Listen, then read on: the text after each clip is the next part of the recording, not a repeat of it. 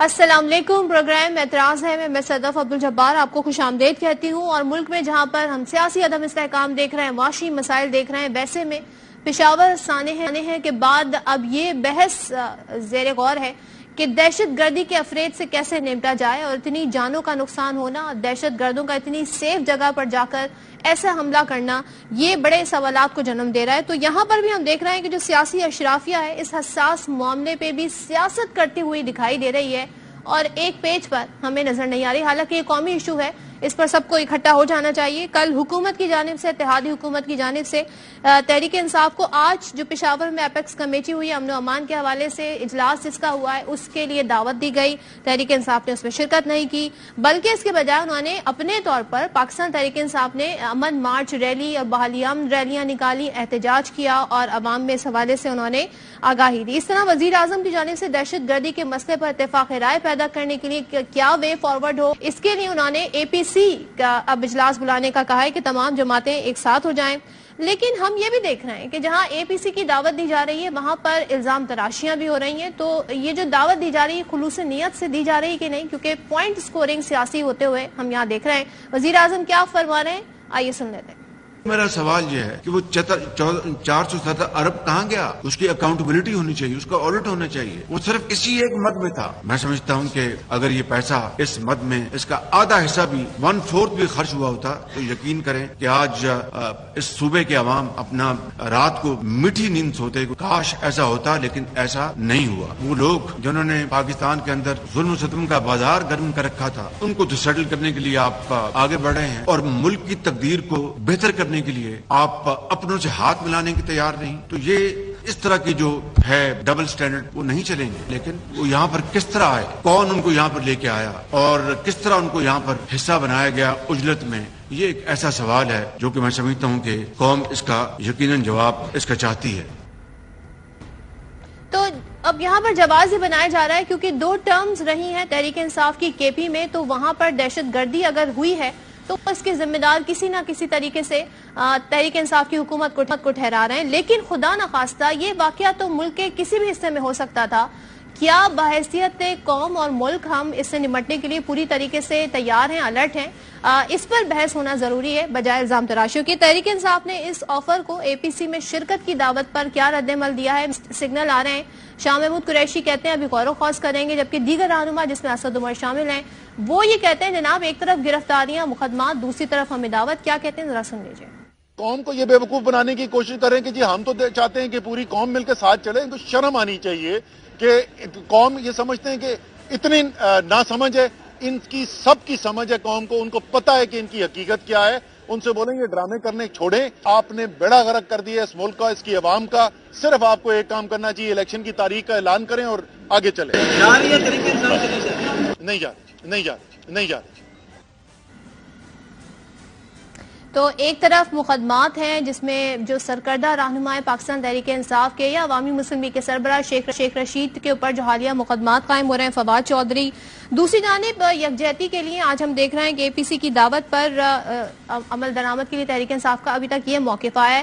ساتھ ہی parliament lodges سے پاکستان تحریک انصاف کے وہ رہنما جو مستعفی ہوئے، جن کے استعفے بھی منظور ہو گئے، ان کو کس طریقے سے پارلیمنٹ سے بے دخل کیا گیا. تو یہ جو میسج دیا جا رہا ہے ایک طرف دعوت دینے کے بعد، یہ اپنے آپ میں بڑے سوال اٹھا رہا ہے. اور ضمنی الیکشن کی بات کریں، صوبائی الیکشن، صوبائی اسمبلیاں تحلیل ہو گئی ہیں، ڈیٹس نہیں آ رہی ہیں. گورنر کہہ رہے ہیں پہلے اتفاق رائے پیدا کریں، اس کے بعد ہم ڈیٹس اس پر بات کریں گے. جبکہ 33 حلقوں میں ضمنی الیکشن ہونے قومی اسمبلی کے. اور تحریک انصاف نے جب یہ کہا کہ جناب عمران خان اس میں نہیں حصہ لیں گے، ذرائع کے مطابق یہ خبر آئی، تو پھر PDM نے یہ فیصلہ کیا کہ اب ہم اس الیکشن میں جائیں گے. پیپلز پارٹی تو کہتی تھی، لیکن PMLN یہ کہتی تھی کہ ہم 3 مہینے کے لیے الیکشن میں پارٹیسپیشن نہیں کریں گے، ہمیں MNA شپ نہیں چاہیے. تو یہ تمام تر وہ اعلانات ہیں جو اشارہ کر رہے ہیں کہ سیاسی ماحول اس وقت کیسا ہے. پھر ہم یہ بھی دیکھ رہے ہیں کہ پنجاب اور KP کے گورنرز کی جانب سے جو ارادہ سامنے آیا وہ بھی ہمارے سامنے ہے. 90 روز کی مدت ہے. کیا موجودہ اتحادی حکومت اس سے ایکسیڈ کر دے گی اور کسی بھی حد تک جا سکتی ہے کہ صوبوں میں الیکشن نہ ہو، اور اس سے حاصل کیا ہوگا؟ اس تمام تو صورتحال پر بات کریں گے. ہمارے ساتھ موجود ہیں اسد علی عباسی صاحب، سینئر رہنما ہیں پاکستان تحریک انصاف کے، تیمور طالپور صاحب پیپلز پارٹی کے سینئر رہنما اور صوبائی وزیر سندھ بھی ہیں.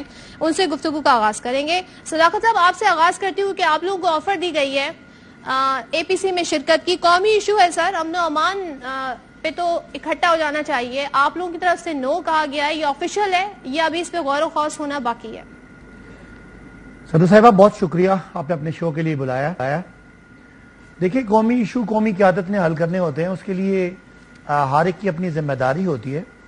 لیکن جس طریقے سے یہ حکومت پچھلے 9 مہینے سے جس طریقے سے آئی، جس راستے سے آئی، اور جس طرح اس نے معیشت کی تباہی کی، امن و امان کی تباہی کی، اور اس کے بعد انسانی حقوق کی تباہی کی، آئین کی جو روایات تھیں، جو آئین کے پریسیڈنٹ سے جس طرح ان کو انہوں نے بلڈوز کیا، میرا خیال ہے ان سے کوئی بھی آدمی ان سے کسی چیز کی توقع نہیں ہے. اور تو اور ان سے آئی ایم ایف معاہدہ کرنے کے لیے تیار نہیں ہے. ان کو بیرونی جو جتنے ممالک ہیں وہ اس بات پہ ان کو کوئی کسی قسم کی پیمنٹ دینے کے لیے تیار نہیں. گو کہ ہمارے جو ریزروز ہیں وہ 3 ارب سے بھی نیچے چلے گئے اور تاریخ کے کم ترین ریزرو پہ چلے گئے. تو ان کے پاس بیٹھنے کا یا کوئی لانگ ٹرم ان کے پاس مینڈیٹ ہی نہیں ہے. اب دوسری بات یہ کہ الیکشن کمیشن جس کا آپ نے ذکر کیا، صوبائی حکومتیں ملک میں ٹوٹی ہوئی ہیں، 2 صوبائی حکومتیں نہیں ہیں، وہاں پہ کیئر ٹیکر ہے. میں اس میں بھی آؤں گی نا. عباسی صاحب مجھے یہ بتائیں، یہ تو قومی ایشو ہے نا، دہشت گردی، اور وزیر اعظم بڑا سوال اٹھا رہے ہیں. وہ کہہ رہے ہیں جو آپ لوگوں کو این ایف سی سے 417 ارب دیے گئے وہ کہاں خرچ ہوئے؟ کیا آپ نے انفراسٹرکچر بنایا دہشت گردی سے نمٹنے کے لیے؟ ان سوالوں کی کیا جواب دیں گے؟ وہ کہتے ہیں 10 سیف سٹی بن سکتے تھے اس رقم سے. تو دیکھیں، وہ تو اگر ایسی پیمنٹ کی بات کریں جو خالی ایک وزیر اعظم پہ اپنا کیس ہے، اسے پتہ نہیں کتنی بڑے بڑے موٹر ویز بن سکتے تھے جو ان پہ 16 ارب کی منی لانڈرنگ کا کیس ہے، مقصود چپڑاسی والا. لیکن آج میرا خیال ہے ہمارے سابق اسپیکر جو اسپیکر اسمبلی کے سابق اسد کیسر صاحب نے اس کا پورا تفصیل سے جواب دیا کہ اس میں کوئی بھی رقم اسپیسیفک جس مقصد کے لیے تھی اسی مقصد کے لیے استعمال ہوئی. رہی بات کہ اے پی سی آل پارٹی کانفرنس ملک میں ساری پولیٹیکل پارٹیز کا ایک کنسنسس ہوتا ہے. آپ کو کنسنسس کا انوائرمنٹ نظر آ رہا ہے کہ وہ لوگوں کو تحریک انصاف کے ایم این ایز کو، سابق وزراء کو کیا جائے کہ آپ راضی ہو جائیں؟ نہیں، میں بتا رہا ہوں نا، راضی تو پہلی تو بات ہے ان کے پاس مینڈیٹ ہی کوئی نہیں ہے، اسمبلی میں اپوزیشن کوئی نہیں ہے، ان کے پاس کوئی روڈ میپ نہیں ہے. افغانستان کے ساتھ جو تعلقات تھے وہ انہوں نے پچھلے پورے 9 مہینوں میں ایک دورہ نہیں ہوا، نہ جو ان کے ڈائیلاگ چل رہے تھے اس پہ کوئی گورنمنٹ کی کوئی جو پولیٹیکل گورنمنٹ ہے، یہ امپورٹڈ گورنمنٹ ہے، ان کی کوئی کسی قسم کا کوئی سٹیٹمنٹ کوئی چیز نہیں آئی. تو آج یہ تباہ کرنے کے بعد یہ صرف چاہتے ہیں کسی طرح ملبہ پی ٹی آئی پہ پھینکے. تو اگر آپ نے کسی بات پہ کوئی بات کرنی ہے تو سب سے پہلے بیٹھیں، ملک کو فری اینڈ فیئر الیکشن، دونوں صوبوں کے الیکشن کی ڈیٹ دیں اور اگلے الیکشن کی ڈیٹ دیں، اور پھر جو جس نے بھی کل آنا ہے اس کے لیے جو آپ کا ٹینیور ہے اس ٹینیور کے لیے آپ کوئی پالیسی دیں. لانگ ٹرم میں جو بڑی پالیسیز ہیں وہ صرف سٹیبل گورنمنٹ دے سکتی ہیں. جو مینڈیٹ والی آپ کی طرف سے نو ہے، نو یعنی غیر سنجیدہ بات ہے. ایک طرف یہ پی ٹی آئی کے لوگوں کو صرف بیان دینے پہ کسی نے کسی کو منشی کہہ دیا، کسی نے کو اخبار میں بیان دے دیا، ان کو پکڑ کے اندر کر رہے ہیں. شیخ رشید کو، فواد چودھری کو، ان کی آفر کو تو صرف مذاق میں لیا جا رہا ہے. نہیں، ان کی آفر ہی نہیں ہے سیریس. اگر یہ ماحول بنائیں اور ماحول بنا کے ایک پولیٹیکل کنسنسس ہو سکتا ہے کہ آپ الیکشن کا اعلان کریں اور باقی جو آپ نے یہ غلط کام کر رہے ہیں، انسانی حقوق کی پامالیاں کر رہے ہیں یا الیکشن آپ روک کے بیٹھے ہوئے ایک آئینی ایک جو پروسیس کو روکا ہے اس پہ بات کریں تو باقی سب کا پوائنٹ آ گیا. میں آپ کا پوائنٹ لے کے تیمور طالپور صاحب سے پوچھتی ہوں. سر آپ بتا دیں، آپ لوگ چاہتے ہیں اتفاق رائے ہو کیونکہ یہ امن و امان سے ریلیٹڈ معاملہ ہے، ان کو بلا رہے ہیں، لیکن دوسری جانب تاثر یہ بن رہا ہے تحریک انصاف کے گرد جو گھیرا تنگ کیا جا رہا ہے، جو الزام تراشی ہو رہی ہیں، جو مقدمات گرفتاریاں ہو رہی ہیں، اس کے بعد یہ آفر کرنا جیسے کہ اسد عمر کہہ رہے ہیں، یہ تو پھر سیاست ہے، یہ خلوص دل سے آفر نہیں ہے. کیا کہیے گا؟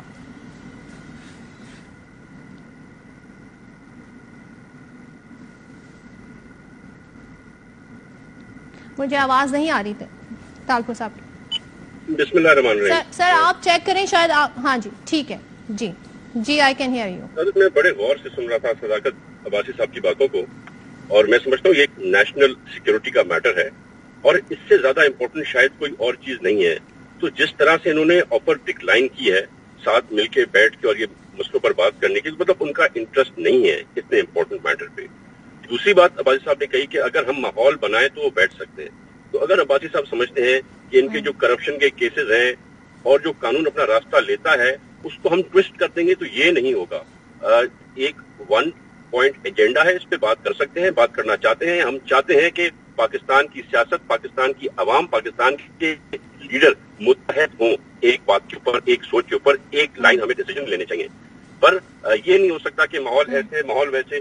और दूसरी बात की IMF के लोन की, तो मेरे ख्याल से मेरे भाई काफी पढ़े लिखे हैं, अगर IMF का जो लेटेस्ट डॉक्यूमेंट आया ना वो पढ़ ले तो बड़ा क्लियरली उन्होंने लिखा है कि PTI ने, इमरान नियाजी ने इनसे जो वादे किए उनसे मुकर गए, उसकी वजह से ट्रस्ट डेफिसिट पैदा हुआ जो आज हमें सही करना पड़ा है। वो ट्रस्ट बिल्डिंग मेजर हमने लिए हैं और इंशाल्लाह ताला वो सही हो जाएंगे। सर ये जो गिरफ्तारियां हो रही हैं इस पे ये कहते हैं कि एक तरफ आप लोग हमारे साथ ये सलूक कर रहे हैं, दूसरी तरफ आप हमें दावत दे रहे हैं बातचीत करने की, तो ये तो दोहरा मेयार है। इस पे कुछ कहना चाहेंगे? हमने कभी भी ये नहीं कहा कि हम इनको रियायत देंगे, हमने नहीं कहा कि हम इनके करप्शन के केसेस बंद करेंगे, हमने इनको नहीं कहा कि ये आगे सारा दिन लोगों को गालियां गलम आप करेंगे। आपके निगरान वजीर हैं पंजाब में, वो काम बंद होगा। उन्होंने ये कहा है कि ये विफाक कर रहा है, ये तमाम तर जो गिरफ्तारियां हो रही है विफाक कर रहा है, तो विफाकी हुकूमत में तो आप भी शामिल है ना, तो वो उनका ये स्टेटमेंट आया है, एक तरह से एंडोर्समेंट है ये। तो ये सियासी मुकदमात अगर हैं तो ये क्या किस लिए बनाए जा रहे हैं, ये फिर आप इस पे क्या कहेंगे, एंडोर्स करेंगे आप उनकी बात को? बिल्कुल, मैं समझता हूँ कानून कानून है, किसी की भी लॉ अलग नहीं होना चाहिए। जैसा PTI के साथ लॉ, वैसा नून लीग के साथ, वैसा पाकिस्तान पीपल्स पार्टी के साथ। क्यों ये चिल्ला रहे हैं मुझे समझ में नहीं आ रहा। ये तो वो लोग हैं जिन्होंने अदी फरियाल टालपुर को जेल में डाला, जेल में डालने के बाद आधी रात को अस्पताल लेके, वहां से भी वापस लेके हथकड़ी बना के मरियम नवाज साहबा के साथ क्या सलूक किया, आसिफ जरदारी साहब के साथ क्या सलूक किया, शरीफ साहबान के साथ क्या सलूक किया। तो ये जो है ना, ये जब ये कर रहे थे मैं तभी कहता था कि भुगतना आपको ही पड़ेगा, क्योंकि हम सियासतदान लोग हैं, हमने जेलें देखी, हम जेलों में जाते हैं, हथकड़ी पहनते हैं, हंस के आते हैं। इस तरह थोड़ी है शेख रशीद बातें करता था, हथकड़ी मेरा जेवर है, मर्द का जेवर है, और अब ऐसी हालत हो गई है वो हथकड़ी पहन के कि आप गालम गलोच करके हर किसी को, नेशनल लीडर्स को गालियां दे रहे हैं। अभी तो एक कराची में मेरे ख्याल से केस भी हो गया है शेख रशीद, और एक मेरे हल्के उमरकोट में भी इंशाल्लाह होने वाला है, बड़ा जल्द आप सुनेंगी। इस तरह से नहीं होता। हम भी दूसरों की लीडरशिप को रिस्पेक्ट करते हैं और उनको भी दूसरों की लीडरशिप को रिस्पेक्ट जरूर करना होगा, वरना उसके बड़े रिपरकशन होंगे और वो रिपरकशन हम ज्यादा बर्दाश्त कर सकते।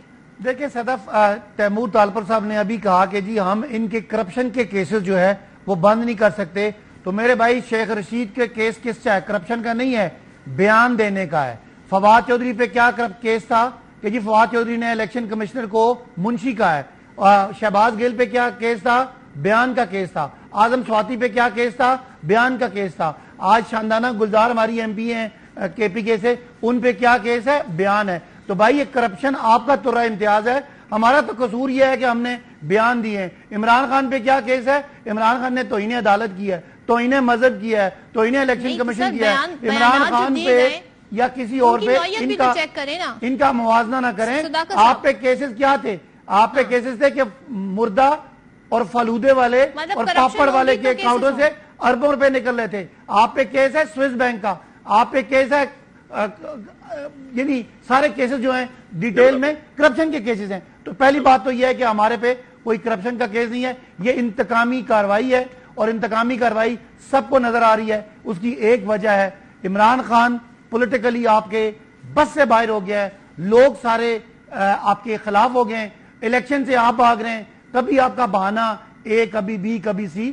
तो सीधी बात है कि ये अगर आपने इस तरह करना है तो फिर मेरा नहीं ख्याल कि आपसे निजाम चलेगा। मुझे आप ये बता दें आपकी 10 महीने की अचीवमेंट क्या है मईशत के मैदान में, मुल्क के निजाम के मैदान में? कोई कानून साजी आपने की है? कोई एक चीज आप मुझे बता दें इस मुल्क की आपने 9 महीने में सीधी की हो खराब करने की। मैं क्या बता सकता हूँ? 6% ग्रोथ थी, आज 0 हो गई। 17 अरब के रिजर्व थे, आज 3 अरब रह गए। आपकी जो महंगाई 12% थी, आज 35% होगी। एक बात बताएं कि इस इम्पोर्टेड गवर्नमेंट के साथ कोई बैठे या आपके अचीवमेंट क्या है?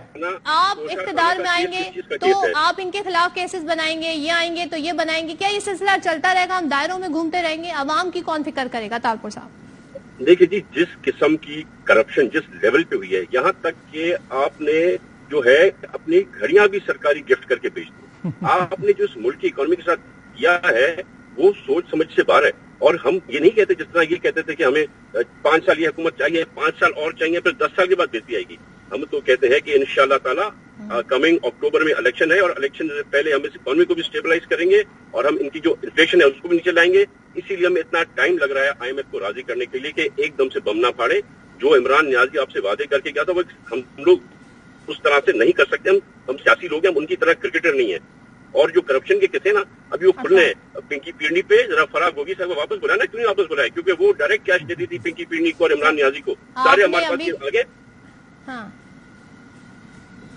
अच्छा, बयानबाजी की बात है तो फिर तमाम जमातों को फिर अपनी तमाम कारकुनों में भी ये मेक श्योर करना होगा कि फिर वो ऐसे बयानात ना दें जिसकी बुनियाद पे शेख रशीद साहब के ऊपर पर्चा हो गया। मुझे जरा ये बता दें तालपुर साहब, एक तरफ सूबाई इलेक्शंस नहीं हो रहा है, जबाज अमन अमान दिया जा रहा है, दूसरी जानिब हम 33 हल्कों में इलेक्शन के बारे में डेट आ गई, तैयारी हो रही है, उम्मीदवारों के नाम फाइनल हो रहे हैं। तो ये जो सूबाई इलेक्शन की तरफ ना जाना, कौमी असेंबली के इलेक्शन में जाना, ये खुला तजाद नहीं है? क्या वाकई में तहरीक इंसाफ का मुकाबला नहीं कर पा रहे मैदान में, इसलिए इन इलेक्शंस में नहीं जाया जा रहा सूबाई इलेक्शंस में? देखिए जी, मैं बड़ा क्लियरली पॉलिसी बता दूं, Pakistan peoples party is for the election. हम चाहते हैं इलेक्शन हो और टाइम पर हो। इनकी मर्जी पे नहीं होंगे इलेक्शन टाइम पर होंगे इंशाल्लाह ताला। हम इस बात पे बड़ा क्लियर अपना मौक़िफ़ दे चुके हैं। दूसरी बात आपने बात की जो आपके साथ है उनकी मर्जी भी तो नहीं है ना? नहीं, इंशाल्लाह ताला आपके साथ जो जमात है मुस्लिम लीग नून वो भी तो ये बता रही है ना कि हम आगे बढ़वा सकते हैं, तो उनकी मर्जी पे आप इत्तेफाक करते हैं? प्रेसिडेंट जरदारी ने अपना जहन बना लिया है कि इंशाल्लाह ताला इलेक्शन होगा और टाइम पर होगा। और जो इलेक्शन से डरने की बात करें तो वो जरा रिसेंट कराची और हैदराबाद को अपना गढ़ समझते हैं। इनको किक मार के आउट कर दिया कराची की आवाम ने। इनके ऑडियो लीक तक पता चला कि इनकी कराची में मेजोरिटी आई है गवर्नर ने शर्त रख दी है और आखिरी नंबर पे आई है PTI। हाँ, हाँ। ये जो गवर्नर ने शर्त रख दी है कि तमाम स्टेक होल्डर्स से मुशावरत की जाए फिर तारीख दी जाए, तो इसे कैसे मुमकिन बनाएंगे? वो कोई बुरी बात नहीं है, वो अच्छी बात है। वो चाहते हैं मुशावरत के साथ PDM पाकिस्तान पीपल्स पार्टी साथ बैठे, सारे लोग बैठ के फैसला करें। बाकी एक बहुत बड़ा इंसिडेंट तो हुआ है KPK में, और उसके बावजूद भी हम नहीं चाहते कि इलेक्शन डिले हो, पर यह सबको बैठ के बात करके एक पेज पर आना पड़ेगा, उसके बाद फैसला होना चाहिए। सदाकत अब्बासी साहब, ये केसेस तो अभी बने ना, लेकिन आप तो इनसे कभी भी इनके साथ बैठने को तैयार नहीं थे। जब भी अगर हम आपके दौरे हुकूमत में बात करें, जो पार्लिमानी पार्टीज की जो मीटिंग्स होती थी, ब्रीफिंग्स होती थी, उसमें as prime minister Imran Khan शिरकत नहीं करते थे। तो ये आपकी सियासत है कि इनके साथ नहीं बैठना, चाहे कोई भी इशू हो, या आप कोई इलेक्शन की डेट दें तो आप अमन अमान पे बैठने को तैयार हो जाएंगे? देखिए सदैव, क्या हुकूमत चला रहे हैं, इनके पास पार्लियामेंट है तो ये ऑपोजिशन को जाने नहीं देते, उनको रोका हुआ है। वो जो 33 लोग हैं जिन्होंने इलेक्शन लड़ना है, उनमें मैं भी एक खुशकिस्मत, या जो भी आप समझ लें, कि हमें इन्होंने फारिग करके दोबारा इलेक्शन में डाल दिया। और इलेक्शन कमीशन को जल्दी है कि हम जिमनी इलेक्शन लड़ के 4 महीने या 5 महीने के लिए हम इलेक्शन लड़े, लेकिन जो 2 असेंबलियां तोड़ी हुई हैं उनमें इलेक्शन कमीशन इलेक्शन नहीं करवा रहा। आज 20 दिन गुजर गए हैं पंजाब को असेंबली टूटे हुए, और 54 डेज चाहिए इलेक्शन कमीशन को इलेक्शन करवाने के लिए। तो बताएं कि ये तो 74 दिन तो ये हो गए, बाकी तो 16 दिन रह गए। तो आज तक वो ऐलान नहीं कर रहे। लेकिन जहां पे अगर आपने देखे मुल्क के हालात अगर देखे तो वो जिमनी इलेक्शन करवाना चाहते हैं 33 में, जिसमें हम लोग हैं। अगले शायद हफ्ते बाद उन्होंने ऐलान करना है अगले 35 का, और 2 हफ्ते बाद अगले 40 का। तो इलेक्शन कमीशन वो जो उनकी मर्जी है जो इस हुकूमत की, उनके इलेक्शन तो करवाना चाह रहा है, लेकिन वो जो उनका आईनी मैंडेट है कि उन्होंने 90 दिन के अंदर इलेक्शन करवा कर टाइम देना है, वो नहीं करना चाह रहे। ऑपोजिशन से ये घबरा रहे हैं, इकोनॉमी इनके पास से ठीक नहीं हो रही। हमें देखे ना, हम कौन है? हम तो आइन पे अमल करने वाले हैं।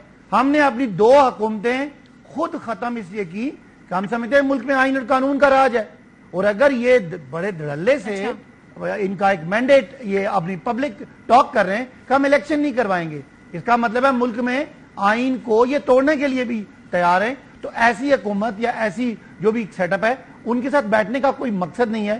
لیکن آج یہ ایک اپرچونٹی نہیں ہے صداقت عباسی صاحب، یہاں پہ آپ معاشی معاملات بھی ڈسکس ہو سکتے ہیں، سیاسی ایشوز بھی ڈسکس ہو سکتے ہیں، الیکشن کی تاریخ بھی ڈسکس ہو سکتی ہے، تو ایز اے اپرچونٹی آپ اس کو نہیں دیکھتے ہیں؟ دیکھیں اگر یہ آج یہ اعلان کریں کہ یہ بیٹھ کے الیکشن کا کوئی موڈس اپرنڈائے، کوئی اس کا کوڈ آف کنڈکٹ طے کرنا چاہتے ہیں اور آج یہ تیار ہو گئے ہیں الیکشن کرانے کے لیے، تو ہم ان سے بیٹھنے کے لیے تیار ہیں. آپ دیکھیں نا، ہم پاکستان کو معاشی طور پہ ڈوبنے کا انتظار کریں. آج ریزرو ایک ہفتے یا 2 ہفتوں کے رہ گئے، اللہ نہ کرے کل بینکوں کی طرف لوگ بھاگنا شروع ہو جائیں، کیونکہ ان کے پاس کوئی روڈ میپ بھی نہیں ہے. مجھے کوئی ایک بندہ سڑک پہ چلتا بتا دے جن کو امید ہے کہ شہباز شریف حکومت کسی طرح سے کوئی وہ بہتری لا سکتی ہے. تو یہ کیوں ضد کر رہے ہیں، کیوں ملک کو تباہ کر رہے ہیں؟ یہ بیٹھیں اعلان کریں جنہوں نے ملک چلانا ہے. میں ایک معیشت کا اسٹوڈنٹ ہوں، میں سمجھتا ہوں جس دن اعلان ہو جائے گا معیشت خود بخود ریکور ہونا شروع ہو جائے گی، بیکاز کوئی بھی ادارہ، کوئی بھی کاروباری ادارہ اس کا جواب لیں گے تیمور تالپور صاحب سے. مجھے بتائیں نا، مجھے یہ بتائیں تیمور صاحب سے پوچھیں کہ پوری پاکستان کی 74 سالہ زندگی میں ڈالر 178. واپس آتے ہیں عباسی صاحب، میری آواز آ رہی ہے؟ بریک لیتے ہیں، بریک کے بعد واپس آتے ہیں تو تالپور صاحب سے اس کا جواب لیں گے جو سوالات آپ نے اٹھائے. ویلکم بیک ونس اگین، اور تیمور تالپور سے گفتگو کا دوبارہ سے آغاز کریں گے. تالپور صاحب یہ ذرا بتائیے گا، ملک کے معاشی حالات دیکھ لیں، دہشت گردی کا حالیہ واقعات دیکھ لیں، دوسری جانب پھرتیاں ہم یہ دیکھ رہے ہیں جس طریقے سے پارلیمنٹ لاجز خالی کرائے گئے، حالانکہ ابھی ضمنی الیکشن نہیں ہوئے. پھر ہم مقدمات دیکھ رہے ہیں. شیخ رشید صاحب نے جو کہا غلط کہا، نہیں کہنا چاہیے تھا، لیکن ان کی اس بیان کی بنیاد پہ ان پہ مقدمات اور جو دفعات لگائی گئی ہیں یہ مناسب ہے؟ ایسے تو فسطائیت میں ہوتا ہے، فیشسٹ گورنمنٹ ایسے ایکٹ کرتی ہیں، تو کیا حاصل کرنا چاہتے ہیں آپ لوگ؟ ایک چیز تو دیکھیں بڑا کلیئر ہے، جو فائنینشیل کرائسس ہے وہ ہم پہ مسترد نہیں ہوا، وہ مسترد کیا گیا ہے. آپ کو یاد ہوگا کہ عمران نیازی کے کہنے پر ان کے جو پروونشل منسٹرز تھے فائنانس کے، ان کو حکم دیا گیا تھا کہ اناؤنس کر دو کہ لون واپس نہیں دے سکتے. تو یہ انہوں نے انسرٹنٹی خود پیدا کی. اس ملک کا یہ حشر غلطیوں میں نہیں ہوا، زبردستی جان بوجھ کے کیا گیا، صرف اور صرف اپنی سیٹ واپس دینے کی. یہ جو زبان شیخ رشید نے استعمال کی یہ سیاسی زبان نہیں. یہ جو الزام، گھنونا الزام عمران نیازی نے لگایا کہ اس کا قتل وہ کرنا چاہ رہا اور قرآن پہ ہاتھ رکھے پریزیڈنٹ زرداری کے، اس نے جو ہے وہ جو کراچی میں آج مقدمہ ہوا اس پہ کیا کہیں گے؟ جو کراچی میں آج مقدمہ ہوا ہے ویسا ہی انشاءاللہ تعالیٰ میں سمجھتا ہوں صبح کو عمرکوٹ میں بھی یہ مقدمہ ہونے والا ہے، کیونکہ لوگ یہاں پر بہت ناراض ہیں، پریشان ہیں، غصے میں ہیں، ان کے لیڈر کے اوپر ایسے الزام لگا رہے ہیں. میں تو کہوں گا کہ عمران خان بیٹھے اور قرآن پہ ہاتھ رکھے، وہ مجھے بتا دے کہ اس کے کتنے. تو ہم اپنی زبان سنبھال کے رکھتے ہیں، ان کو بھی سنبھالنی پڑے گی. آپ جب کسی کے لیڈر آپ سے بھی گزارش ہے ڈیسنسی کے دائرے میں رہتے ہوئے ہم اگر گفتگو کریں اور پرسنل اٹیک نہ کریں. نہیں دیکھیں، سیاست میں آپ پرسنل اٹیک کریں گے تو آپ ویسا ہی واپس سنیں گے. یہ نہیں ہو سکتا کہ وہ میٹھا تو وہ تو تھو. یہ آپ جس طرح کی زبان جس کے لیڈر کے لیے کہیں گے اسی زبان میں آپ سے واپس بات کی جائے گی. تو you have to maintain decency from both side, not from one side. تو یہ جو کچھ کہیں گے یہ سنیں گے. اور میں جیسے بتایا شیخ رشید پہ صبح تک ایک اور کیس ہونے والا ہے ورکاؤٹ میں بھی. میں نے لوگوں کو روکا ہوا تھا پر اب میرے خیال سے وہ زیادہ نہ اس طرح سے شاید سندھ کے ہر شہر میں ہو سکتا ہے کہ پیپلز پارٹی بطور پارٹی مقدمہ کرا رہی ہے شیخ صاحب پہ جو کراچی میں ہوا ہے، جو کل آپ کہہ رہے ہیں عمرکوٹ میں ہوگا. نہیں جی، یہاں پر ہم صبح کو میرے لوگ کرانا چاہ رہے تھے، پیپلز پارٹی کے کارکن ورک کرنا چاہتے تھے، پر مجھے صدر زرداری سے حکم آیا کہ یہ سب بند کر دو، اس کی کوئی ضرورت نہیں ہے. تو ہم نے روک لیا. پر اب میں ان کو بتاؤں گا کہ لوگ ہمارے سے نہیں رک رہے، آگے کیسے ان کی مرضی ہوگا. پر یہ پارٹی کی طرف سے نہیں، یہ لوگوں کا جو ہے دلی افسوس اور دکھ ہوا ہے لوگوں کو. یہ غم و غصہ ہے عباسی صاحب جو یہ اظہار کر رہے ہیں. اب ایک مقدمہ کل بھی ہو سکتا ہے جس کا اظہار ابھی کیا آپ نے سن لیا ہوگا. بتائیے گا، how would you respond to that? ایک تو میں تالپور صاحب سے ریکویسٹ کروں گا کہ یہ بچوں تک نہ جایا کریں، کیونکہ وہ پھر سب کے ہیں تو پھر سب کے گھروں میں عزت والی بات نہیں کرنی چاہیے. آپ کو نیشنل ٹی وی پہ بیٹھ کے میں اتنا ہی کہوں گا، اگر اس کے بعد آپ بولے تو پھر میں آپ کو سٹوریاں سنا سکتا ہوں کہ آپ یہاں پہ بیٹھ نہیں سکیں گے. دوسری بات یہ کہ آپ گرفتار کریں, آپ سب کو گرفتار کریں. آپ میرے بھائی 10 مہینے پہلے ڈالر 178 کا تھا, وہاں پہ لے جائیں. 10.5% تھی لارج اسکیل مینوفیکچرنگ کی گروتھ, آج 0 پہ چلی گئی. آٹا 55 روپے کلو تھا, آج 130 روپے کا بھی نہیں مل رہا. آپ یہ بتائیں کہ جو 6% سے ملک ترقی کر رہا تھا آج 0 پہ چلا گیا. ریزرو آپ نے ختم کر دیے, پاکستان کی ایکسپورٹ آپ نے نیچے کر دی, پاکستان میں ریمیٹنسز آتے وہ کم ہو گئے. آپ مجھے بتائیں آپ کے پاس سوائے عمران خان کی آڈیو ویڈیو نکالنے کے اور سوائے یہاں بیٹھ کے گالیاں دینے کے اس کی بیٹی کون ہے اور اس کا بیٹا کون ہے اور لوگوں کو پکڑنے کے آپ کے پلے کیا رہ گیا ہے؟ مجھے بتائیں پارلیمنٹ میں آپ مجھے بتا دیں سوائے سوائے عباسی صاحب آپ کا پوائنٹ آ گیا. یہاں پر شکریہ ادا کروں گی اور کوشش کرنی چاہیے ہمارے گیسٹ کو بھی کہ تہذیب کے ادارے میں رہ کر گفتگو کریں. عباسی صاحب آپ کا بہت شکریہ, تیمور تالپور صاحب ہمارے ساتھ ہیں, آپ کا شکریہ. بریک لیتے, بریک کے بعد واپس آتے ہیں تو IMF سے معاملات کہاں تک پہنچے اس پر بات کریں گے. معاشی ماہرین ہمارے ساتھ ہوں گے بریک کے بعد.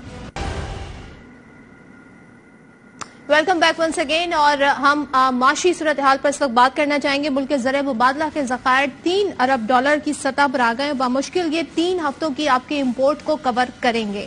تو یہ جو ساری صورتحال ہے یہ بتایا جا رہا ہے معاشی ماہرین کی جانب سے کہ 10 سال کی کم ترین سطح ہے.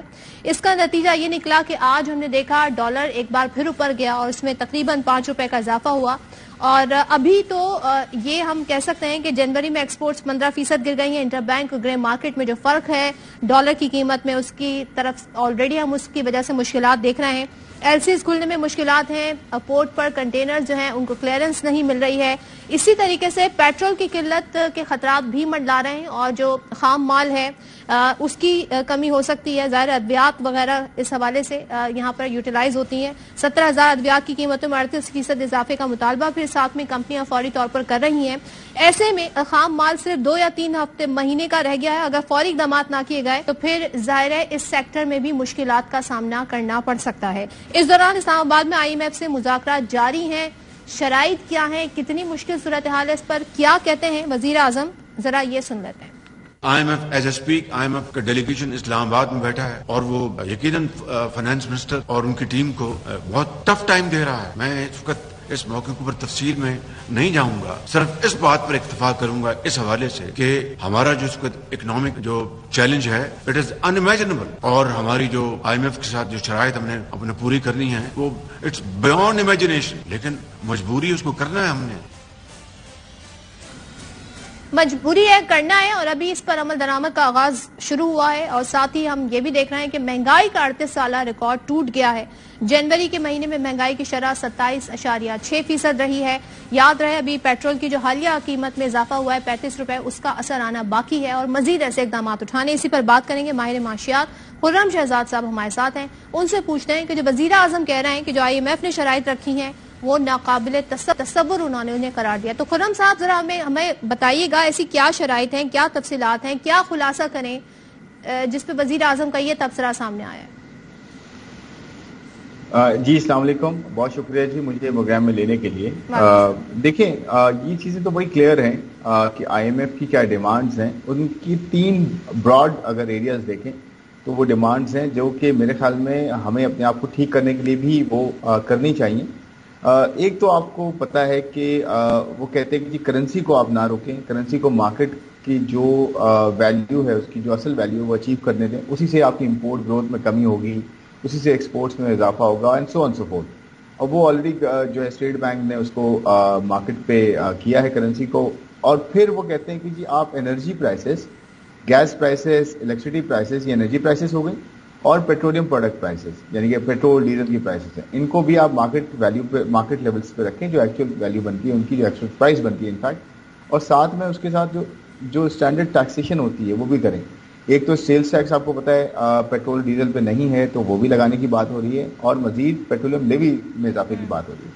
پھر جو ہے ٹیکسز کی بات ہو رہی ہے کہ جی ٹیکس کا شارٹ فال آپ کا تقریباً کوئی 500 سے 600 ارب تک کا شارٹ فال ہے, اس کو آپ جو ہے وہ کہیں سے پورا کریں.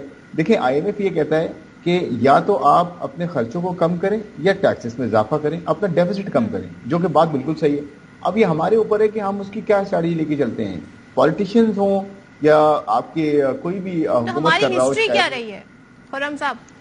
جی میں یہ ہماری ہسٹری کیا رہی ہے اور موجودہ حکومت کی معاشی پالیسیوں کو دیکھتے ہوئے آپ کو کیا لگتا ہے، اخراجات کم کیے جائیں گے یا عوام پر سے ہی سارا اخراجات وصول کیے جائیں گے؟ جی میں یہ کہنا چاہتا ہوں کہ انفارچونیٹ یہ ہے کہ جسے ہم یہ کہتے ہیں مشکل ڈیسیشنز ہیں کہ جی کرنسی نیچے کرنا یا پیٹرول کی پرائز بڑھانا یا انرجی پرائز بڑھانا یا ٹیکس لگانا، یہ مشکل ڈیسیشن، یہ مشکل ڈیسیشنز نہیں ہیں، یہ آسان ڈیسیشنز ہیں۔